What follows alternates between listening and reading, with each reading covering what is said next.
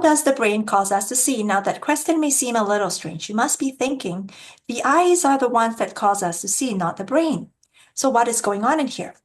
I should say that yes, you're absolutely correct. But what we don't realize is that our vision will be terrible with just the eyes alone. So what goes on after the eyes and in our brains is the topic of my research. Now, thank you for watching. I'm Cherlyn Ng, Assistant Professor at the Department of Cognitive Science and as well as the Center for Translational Vision Research. I run the Physiological Optics and Vision Lab, or in short, the POV Lab.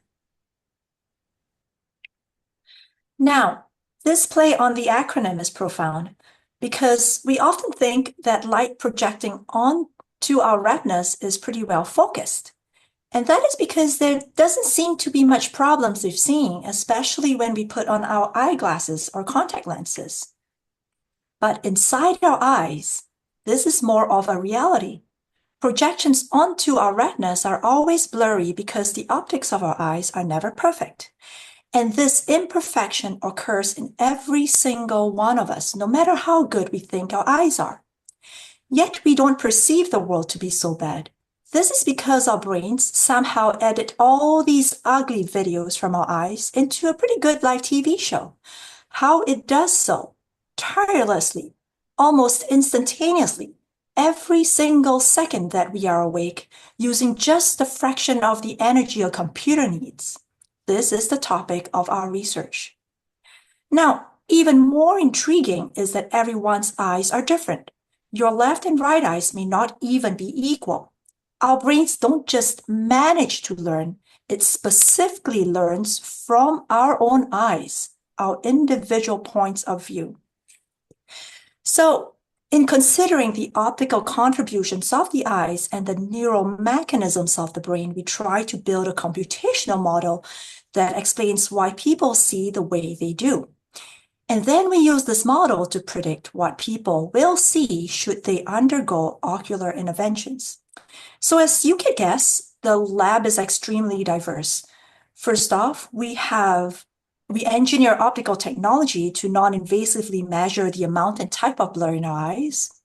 Then we also take the softer approach in behavioral psychology. So we invite people to experience what it really feels like when the blur in their eyes is changed. So we measure the very front end of vision, the optical quality. We also measure the very back end of vision, what comes out in a form of perception. And then we use computational tools to figure out what goes on in between.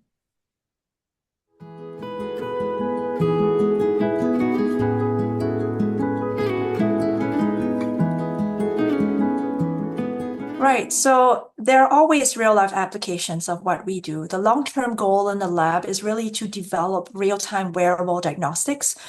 We also have a project looking into how people take to their new eyewear in hope of improving patient compliance in a clinic. And on the computational front, we are also looking to improve models of artificial intelligence that are more in line with human perception.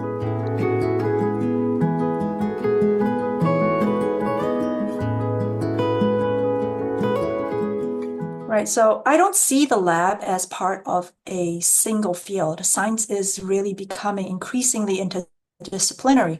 There's also an emphasis today on holistic healthcare. So my hope for the future is that people would begin to realize that we can no longer treat the eyes and the brain as separate entities.